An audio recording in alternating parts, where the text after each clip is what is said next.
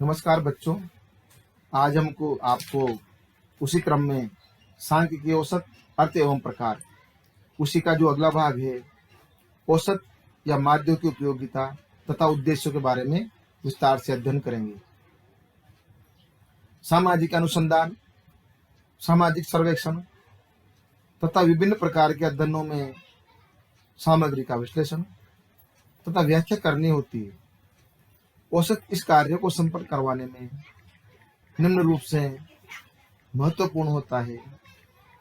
औसत की उपयोगिता तथा उद्देश्य, इनके बारे में हम लोग बिंदुवार सविस्तार से आप लोगों को समझाएंगे। उद्देश्यों में पहला बिंदु है संक्षिप्तीकरण में सहायक। सांख्यिकी औसत का मुख्य उद्देश्य विशाल तथ्यों के संक्षिप्तीकरण में सहायता करता है। तथ्यों को वर्गीकरण तथा सारणीकरण के बाद भी परिणामों को याद रखना एक कठिन कार्य है। अगर उनमें प्रदर्शित तथ्यों की प्रवृत्ति को माध्य के द्वारा एक अंक में आकलन कर दिया जाए तो उसे याद रखना सरल हो जाता है। यहाँ पर हम एक उदाहरण देंगे। जैसे किसी विद्यार्थी परीक्षा में प्राप्त सभी विषयों की अंक याद रखना कठिन है, परंतु उन अंकों का औसत मापकर याद रखना सरल है। दूसरा बिंदु है तुलना में सहायक। औसत के द्वारा अनेक अंकों को एक अंक का रूप प्रदान कर दिया जाता है। इस प्रकार विभिन्न क्षेत्रों या समूहों के तथ्यों को क्रम से अलग अलग माध्यों की सहायता से एक अंक के रूप में संक्षिप्त करके परस्पर तुलना कर सकते हैं। जैसे प्रत्येक छात्र के विभिन्न विषयों के औसत या माध्य अंक ज्ञात हैं और उनके द्वारा छात्रों के परीक्षा में प्राप्त अंकों का तुलनात्मक अध्ययन सरल हो जाता है। उन्हें श्रेणीबद्ध करके यह पता लगाया जा सकता है कि कितने छात्र प्रथम, द्वितीय तथा तृतीय श्रेणियों में उत्तीर्ण हुए हैं। इस प्रकार औसत तथ्यों की तुलना करने में सहायता करता है। विश्लेषण में सहायक, यह तीसरा बिंदु है। औसतों के द्वारा विभिन्न समूहों तथा वर्गों के प्रभाव, परिणाम या मूल्य संक्षिप्त रूप में हमारे सामने आ जाते हैं। उनकी परस्पर तुलना करना सरल हो जाता है और इसी तुलना के आधार पर अनुसंधानकर्ता प्राप्त तथ्यों का वैज्ञानिक विश्लेषण करने की स्थिति में आ जाता है।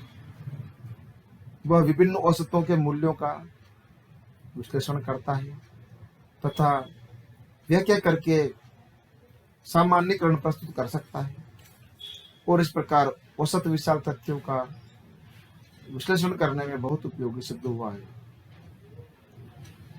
चौथा बिंदु है अनुपात निर्धारण। इसके अंतर्गत औसत के द्वारा तथ्यों के दो समूहों के परस्पर अनुपात को ज्ञात किया जाता है। जैसे राष्ट्रपति के चुनाव में एक राजनीतिक दल के उम्मीदवार को 65% मत मिले तथा दूसरे को 35% मत मिले। इसमें विजयी उम्मीदवार को हारने वाले उम्मीदवार के लगभग दुगुने से कुछ कम मत मिले, तो यह जो है अनुपात की श्रेणी में आता है। पांचवा बिंदु है सरलीकरण करना। विशाल आंकड़ों को औसत उनके केंद्रीय मूल्य को ज्ञात करके सरल तथा छोटे रूप में प्रस्तुत कर देता है।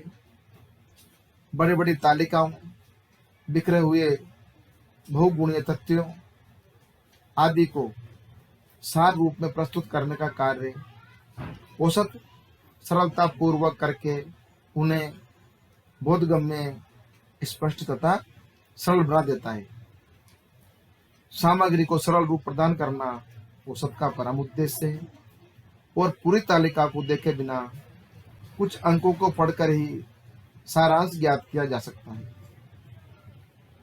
छठा बिंदु है समग्र का प्रतिनिधित्व करना। किसी विशाल तथ्यों के समूह, वर्ग अथवा समग्र के आंकड़ों को औसत के द्वारा समझा, परखा तथा जाना जा सकता है। और औसत एक अंक के रूप में ऐसा निष्कर्ष होता है जो संपूर्ण तथ्यों का प्रतिनिधित्व करता है, क्योंकि अन्य सभी मूल्य उसके आसपास वितरित होते हैं। वह पूर्ण समूह का निष्कर्ष होता है। सातवां बिंदु है मार्गदर्शन करना। औसत के द्वारा किसी समाज अथवा देश की सामाजिक, आर्थिक, राजनीतिक, शैक्षिक, जनसांख्यिकी आदि स्थितियों को, वस्तुस्थिति को समझा जा सकता है और उसके आधार पर संबंधित समाज अथवा देश के विकास कार्यक्रमों की योजना तैयार की जा सकती है। औसत इस प्रकार से भविष्य की योजनाओं के लिए मार्गदर्शक का कार्य करता है। किसी देश की, जैसे राजस्थान के संदर्भ में औसत आय, साक्षरता, आयु आदि कम है, तो विकास कार्यक्रमों की योजना में ये औसत जानकारियों का मार्गदर्शन करेंगे। औसत की उपयुक्त उपयोगिताओं तथा उद्देश्यों के आधार पर हम लोग यह कह सकते हैं कि औसत वैज्ञानिकों, जनसाधारणों, योजनाकारों आदि को कम समय में अध्ययन क्षेत्र के तथ्यों के संबंध में अनेक प्रकार की सूचनाएं प्रदान करता है, जो कि समग्र को समझने, निष्कर्षों को निकालने और उनकी परस्पर तुलना करने, विश्लेषण तथा मार्गदर्शन करने में बहुत सहायक होता है। तो ये सभी जो है औसत अथवा माध्य की उपयोगिता और उद्देश्य के अंतर्गत आती है।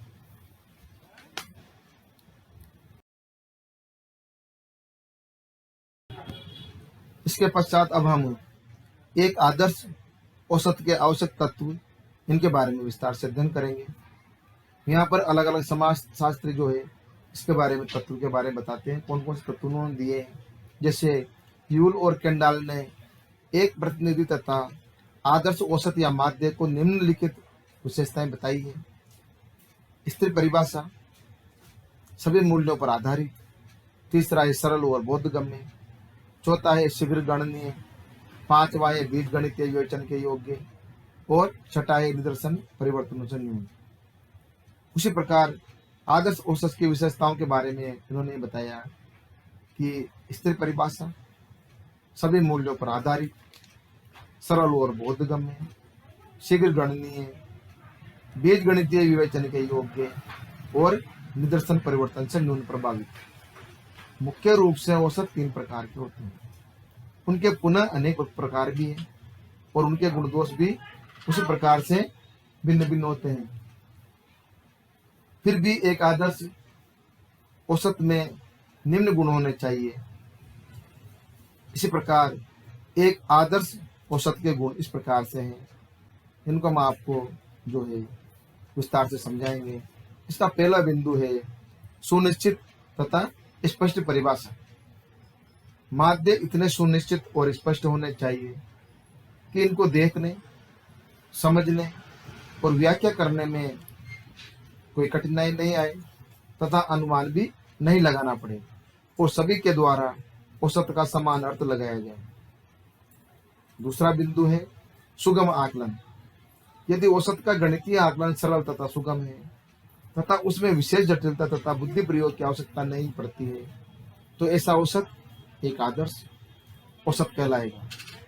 उसकी गणना की विधि भी सरल होनी चाहिए। तीसरा बिंदु है समंक माला का प्रतिनिधित्व। यहाँ पर क्राकर्स्टन एवं काउडनी कहते हैं कि औसत समंक माला के सभी मूल्यों का प्रतिनिधित्व करने वाला होना चाहिए। चौथा बिंदु है बीज गणितीय विवेचन संभव। एक आदर्श औसत में बीज गणितीय विवेचन संभव होना चाहिए। तथ्यों की तुलना करने में दो समूहों के औसतों को बीजगणितीय विधि से पुनः विश्लेषित करके दोनों समूहों का औसत ज्ञात किया जाता है तथा उनके परस्पर संबंधों से निष्कर्ष निकाले जाते हैं। इसीलिए वह औसत आदर्श होता है जिसका बीजगणितीय विवेचन करना आगे संभव हो। पांचवा बिंदु है निरपेक्षता। औसत ऐसा होना चाहिए जो स्थिर रहे। किसी संख्या के थोड़ा सा घटने अथवा बढ़ने में उसमें उतार चढ़ाव नहीं आना चाहिए। अगर औसत में तुलनात्मक अथवा सापेक्षता है तथा वह घटता बढ़ता है तो वह आदर्श औसत नहीं कहलाएगा। और छठा और अंतिम बिंदु है निदर्शन से अप्रभावित। आदर्श औसत निदर्शन से परिवर्तन करने पर प्रभावित नहीं होता है, और एक ही अध्ययन के क्षेत्र से विभिन्न निदर्शन लेकर अध्ययन करने पर औसत मूल्य समान आता है तो वह औसत आदर्श ही कहा जाएगा। तो ये सभी क्या है, एक आदर्श औसत के आवश्यक तत्वों की श्रेणी में आते हैं।